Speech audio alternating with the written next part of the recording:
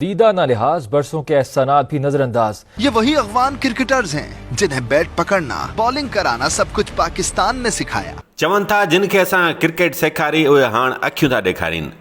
इहे अव्हां खे ॾाढा प्यारा हुआ। ॻाल्हि रगो क्रिकेट जी कजे त अव्हां मूजिबि तव्हां हिननि खे पंहिंजो सम्झी क्रिकेट सेखारण लाइ छा न कयो, पर कॾहिं अव्हां सिंधी रांदीगरनि खे पंहिंजो सम्झी संदन हौसला अफ़ज़ाई कई, खेनि अॻिते आणण जी कोशिशि कई। अव्हां त रगो सिंधी क्रिकेटर्स मथां ठठोलियूं कयूं। कहानी कर क्या सकते थे? हाणे ॾियो मुंहुं। ॿई सिंधी प्लेयर हुआसीं ज़ाहिद महमूद मां जॾहिं मैदान में हुआसीं त मैच जे दौरान त इलाही फ़ख़ुरु। पहिरियों सिंधी आहियां जेको PSL में मां शरीक थियो आहियां। सभ खां पहिरियां त अल्लाह जो तमामु घणो शुक्र आहे जो अॼु मुंहिंजी सिलेक्शन। भाउ मौला बख़्श हिननि हमराहनि खे सुञातई? हाँ वञ, अॼु त भाउ मौला बख़्श खां बि नथा सुञापजनि।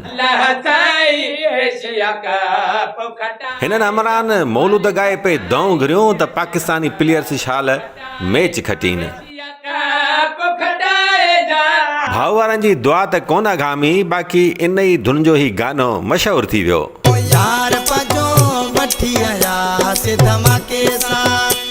हिते हर को माहिरा, हर को तज़ निगार। हिन तारीख़ी शिकस्त ते टीका टपड़ियूं पियूं थियनि त टीम मैच कीअं हाराई। नांग वियो निकिरी हाणे लीको पियो कुटिजे।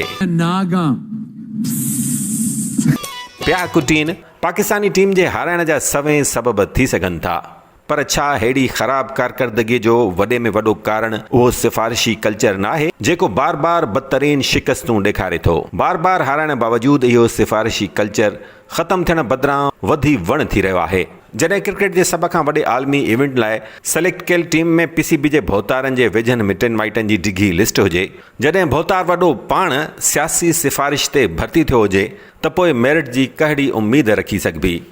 ॿी ॻाल्हि त हिन मुल्क में रगो मख़सूस सूबनि तोड़े शहरनि सां तालुक़ु रखंदड़नि खे क्रिकेटर सम्झी सिंध ऐं बलोचिस्तान जे खेॾारियुनि जी ज़बरदस्त परफॉर्मेंस बावजूदि खेनि मौक़ो न ॾिनो वेंदो। जे ॾिनो वेंदो त मथनि ठठोलियूं कयूं वेंदियूं। धानी कर क्या सकते थे? आइए एक वीडियो दिखाते हैं धानी का। धानी क्या कर सकते हैं?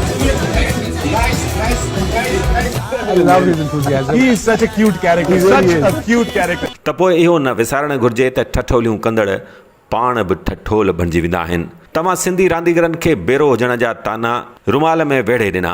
अॼु सॼी दुनिया तव्हां लाइ छा न पई चवे। पहिरियों सिंधी आहियां जेको PSL में मां शरीक थियो आहियां। सिंधी रांदीगरनि बहितर ग्राउंड्स, प्रोफेशनल कोचिंग तोड़े PCB तरफ़ां हर सहूलियत खां महरूम करण बावजूदि पाण मञायो आहे।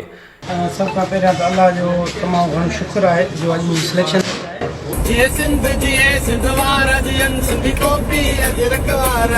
ही त खणी ॿ रांदीगर आहिनि। अहिड़नि बहितरीन क्रिकेटर्स सां सॼी सिंध भरी पई आहे। असां नथा चऊं त अव्हां खे सिंधी रांदीगरनि जूं पिटूं लॻियूं आहिनि।